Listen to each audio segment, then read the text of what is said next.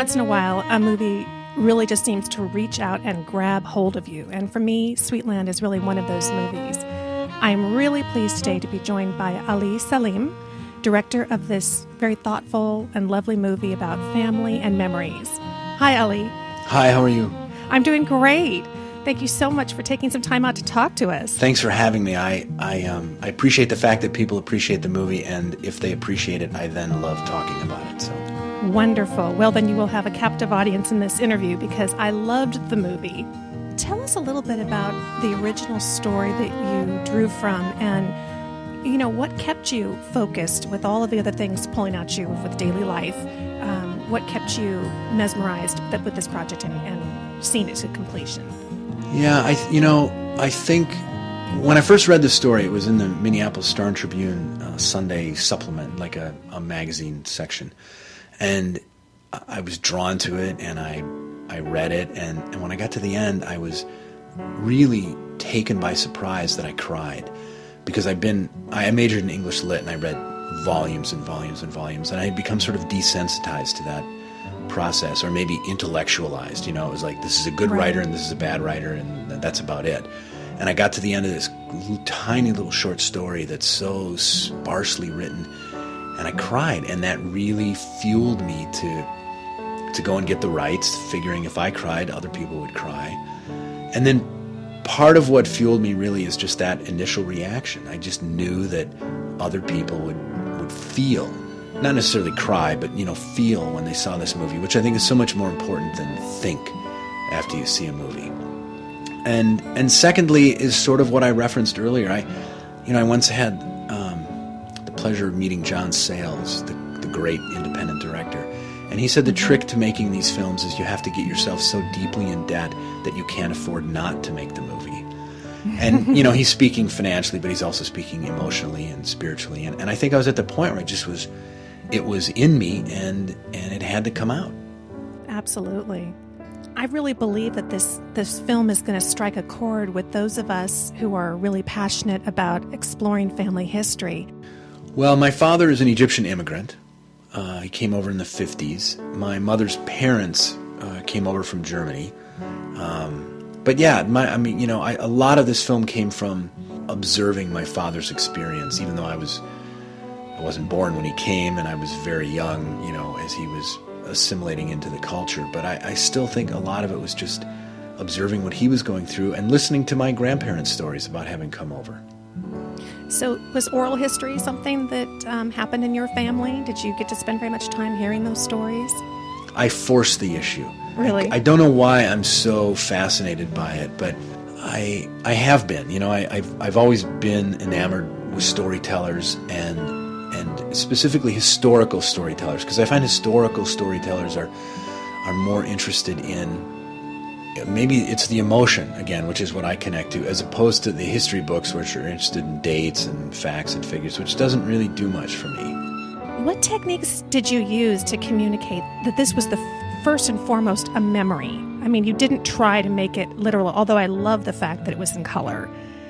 Well, to me, that's, a lot of people suggested that it be shot in sepia or black and white, and I thought, why? I mean, even if I were making a period piece, which I don't believe I did, because I feel like the film takes place in Lars' head. This is Lars' picture of Inga's painting. Yes. This story. And, to shoot it in black and white and suggest this is the past makes no sense to me, because Inga's memories of that time are perhaps more real and more colorful than her present life. Yes. And they're more, I believe, that your memory is a little less cluttered.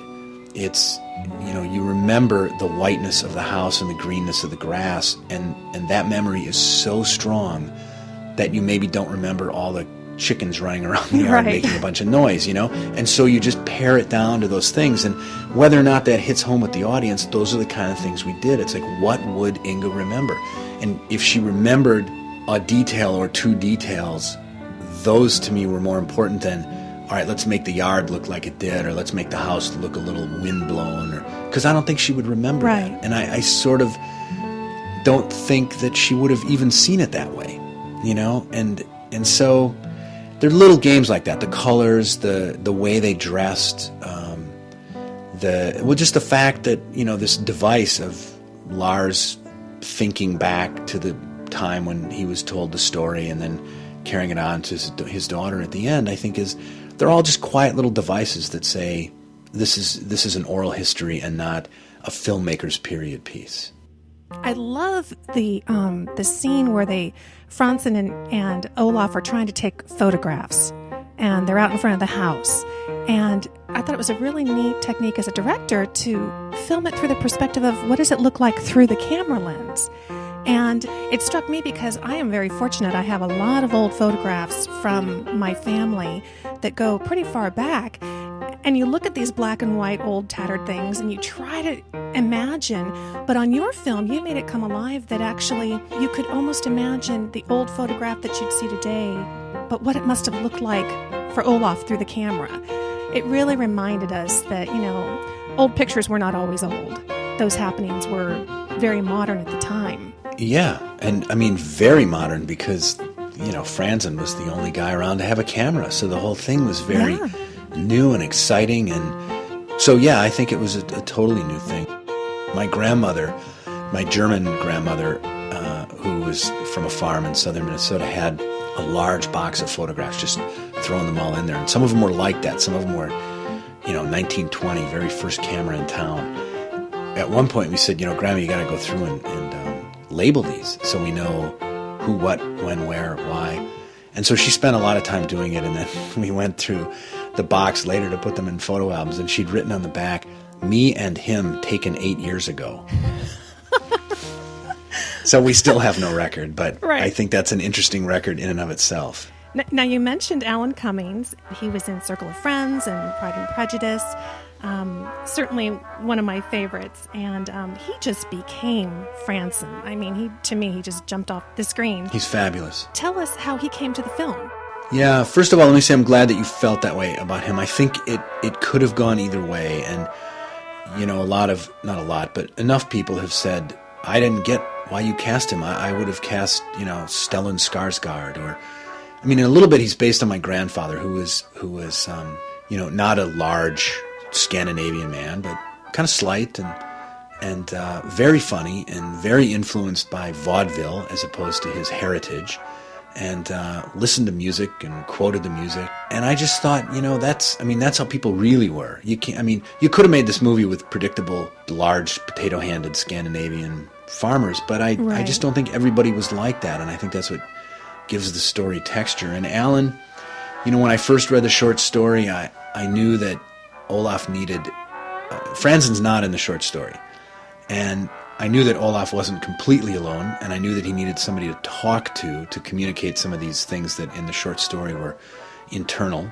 I knew I wanted a character there, and around the time that I started writing, I met Alan through a mutual friend, and he entertained us at dinner with accents and stories, and I just thought, this is the guy. Almost not like this guy could play my grandfather, but this guy is my grandfather. And Ned Beatty wanted to make a movie with Alan, and John Hurd wanted to make a movie with Ned Beatty, and Alex Kingston and Alan go way back to London, and so everybody it was like a family moving out there.